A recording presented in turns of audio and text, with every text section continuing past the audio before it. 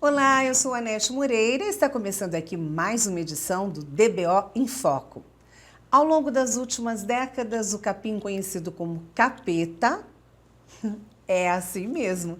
Ele passou de planta quase inofensiva para uma verdadeira dor de cabeça para muitos pecuaristas.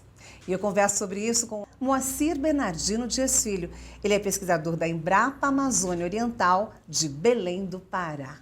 Moacir, seja muito bem-vindo. Que alerta você faz em relação ao capim-capeta? Um prazer imenso estar aqui com vocês para falar dessa grande ameaça que é o capim-capeta. O alerta que eu faço é que o produtor não deve subestimar a periculosidade deste capim, né? É uma planta daninha muito agressiva, né? Com uma grande capacidade invasiva, né? E tem já causado grandes prejuízos à pecuária em alguns locais, algumas regiões, né? Pela degradação que causa nas pastagens, pela diminuição de produção. Eu considero uma planta que nos últimos 15 a 20 anos seria uma das mais importantes da pecuária brasileira. Agora, Moacir, qual a estimativa de crescimento desses invasores aí? A capacidade invasiva dele é muito grande, né? Tanto que, como você mencionou no início da reportagem, há anos atrás, 30, 40 anos atrás, ninguém ouvia falar desse capim. Ele começou a aparecer, começou a entrar, começou a invadir pastagens, e eu suponho, eu estimo, melhor dizendo, que em torno de 30% ao ano ele está tomando conta de áreas onde ele está invadindo, né? Então, para você ter uma ideia, uma área de pastagem que é invadida pelo capim-capeta, que é os poróbulos índicos, né? Em 2, 3 anos, ela está praticamente inviabilizada se não for feito um trabalho de controle. Existem outros fatores que se agravam? Quais seriam eles? A capacidade invasiva desse capim, ela está relacionada à grande capacidade que ele tem em produzir sementes. Para vocês terem uma ideia, uma única planta de capim-capeta pode produzir em torno de 200 mil sementes por ano. Numa pastagem, você tem milhares de plantas de capim-capeta quando ela está invadida de uma forma mais intensa.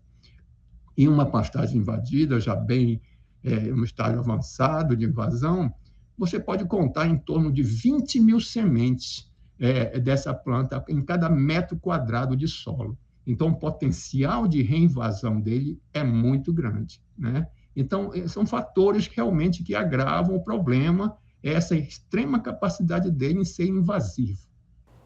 Agora, ele é conhecido também com outros nomes, dependendo da região, né? Quais são eles?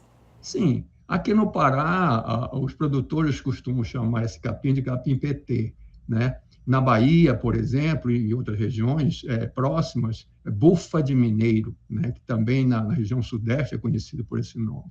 Barba de paca, capim-luca, capim barbante, capim BM.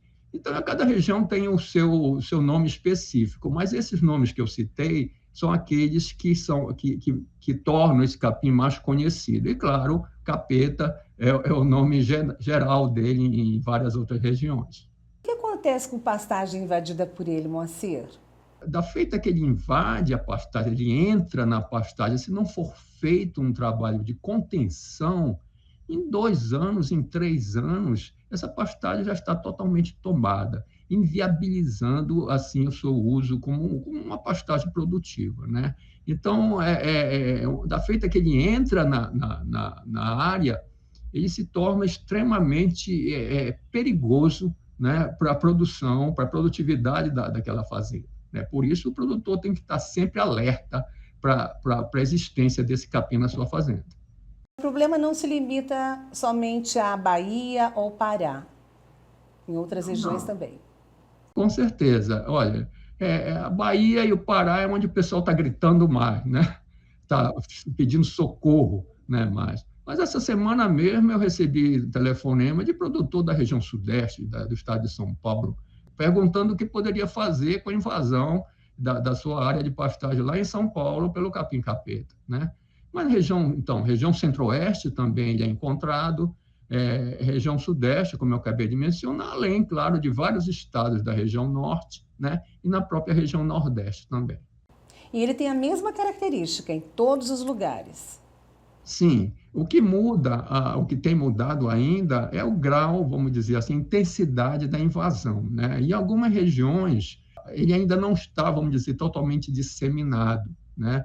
Mas, de um modo geral, a estratégia do capim sempre é a mesma, né? Ele lentamente vai invadindo áreas. E olha que interessante, Anete, uma coisa, esse capim também é uma planta cosmopolita, ou seja, ele invade também cidades.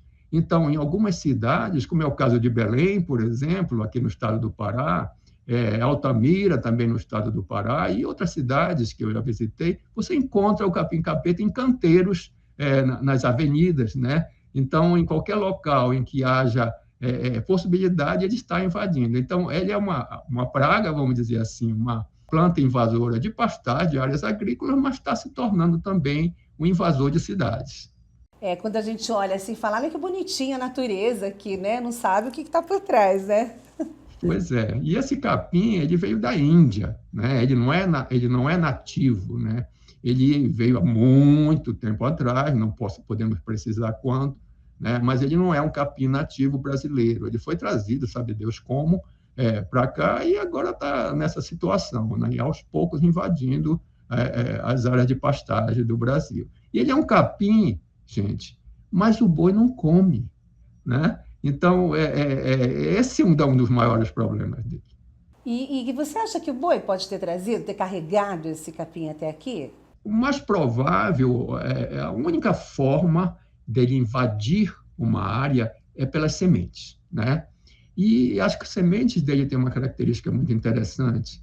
Elas no orvalho da manhã, por exemplo, quando está muito úmido, elas ficam cobertas com uma espécie de mucilagem, né? Uma espécie de geleia, vamos dizer assim. E essa mucilagem acaba aderindo, né, a qualquer implemento que passe, veículos e animais também, né? Então, os animais, ao passarem pela pastagem invadida com o capim-capeta, essas sementes vão ficando aderidas aos cascos, aos pelos. Eventualmente, ao consumir a forragem, essa forragem da pastagem, o capim da pastagem, está também contaminado com sementes do capim-capeta que caíram por ali. Então, ele acaba consumindo também e dispersando isso nas fezes, né? Mas a forma de invasão dele é por sementes, contaminando os lotes de sementes de baixo VC, de baixa qualidade, né? Ou sendo trazida por esse modo que eu acabei de citar, né? Porque aderiram a veículos, a tratores, a implementos, né? Ao calçado, a roupas, né? Então, é uma planta que pega carona, né? Vamos dizer assim, de qualquer ser vivente ou não que se movimente. Agora você falou uma coisa interessante. Você disse que o boi ele não come desse capim. Se por um acaso acontecer dele ingerir este capim, pode causar algum problema? Não. O capim-capeta, no início dele, da fase vegetativa, quando ele acaba de germinar e começa a crescer, às vezes o animal ainda consome, né, voluntariamente, né, porque ele ainda não entrou na fase reprodutiva, ainda não iniciou aquela produção de sementes, né? Então, o boi ainda consome, mas eu deixo de falar, ele não causa problema nenhum, menos mal, né? Essa é uma boa notícia, em termos de ataque ao animal, ao sistema digestivo, mas ele tem um valor nutritivo baixíssimo, né? Então, mesmo que o animal consumisse com avidez esse capim, né? Essa invasora, não ia beneficiar o animal, mas ele, graças a Deus, pelo menos não é uma planta tóxica. E quais são os cuidados que o pecuarista deve ter em caso de infestação leve? Como é que ele faz para prevenir? A palavra realmente a palavra-chave, você acabou de citar, prevenir, é a prevenção. Então, melhor estratégia para quem ainda não tem esse capim nas suas áreas, né, é prevenir. Aí, a prevenção é comprar sementes de capins com um bom VC, que não venham contaminadas, né? Evitar que veículos, etc., que andaram, que trafegaram por áreas onde existe esse capim, entrem na área, e se entrarem tem que ser limpos primeiro, coisa desse tipo.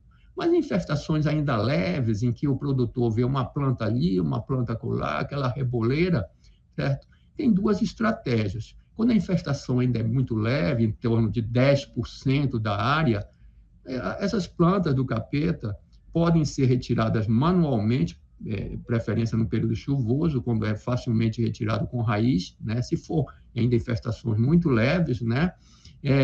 O produtor retira, ensaca, leva para longe, queima, para evitar que as sementes dispersem na área. Né? Mas se já é difícil tirar tudo na mão, é antieconômico, você pode usar, por exemplo, um herbicida tipo o glifosato, que em aplicação dirigida, sabendo, claro, que o glifosato também causa problema na pastagem, né? Então, aquela aplicação dirigida como uma enxada química, né? Se isso pode ser feito também. Sempre com cuidado de retirar as sementes, de cortar as panículas, ensacar, levar para longe e queimar. Parece até, quem ouve, mas isso é muito cuidado. Mas é, gente. Eu costumo dizer que o capeta é como se fosse um câncer das pastagens. Assim que você detecta o início do problema, você tem que atacar, tirar essa planta, porque depois, se ele entrar na fase de metástase, vamos dizer assim, o seu prejuízo vai ser bem maior. Então, a prevenção tem que ser a palavra-chave. Né? E em infestações iniciais, como eu mencionei, cuidar para retirar aquelas plantas para que elas não propaguem ao longo do tempo. Tá certo, muito obrigada, Moacir. Foi um prazer recebê-lo aqui, viu? O prazer foi meu, é um prazer imenso falar com vocês, falar com os produtores que são ávidos por boas notícias, por formas de ter uma pecuária mais produtiva. Muito obrigado. Nós chegamos ao final de mais uma revista DBO em Foco. Lembrando que este conteúdo fica disponível no nosso portal dbo.com.br e também no nosso canal do YouTube. Obrigada pela presença e pela audiência. Eu fico por aqui e espero você na próxima edição do Revista DBO em Foco. Até mais!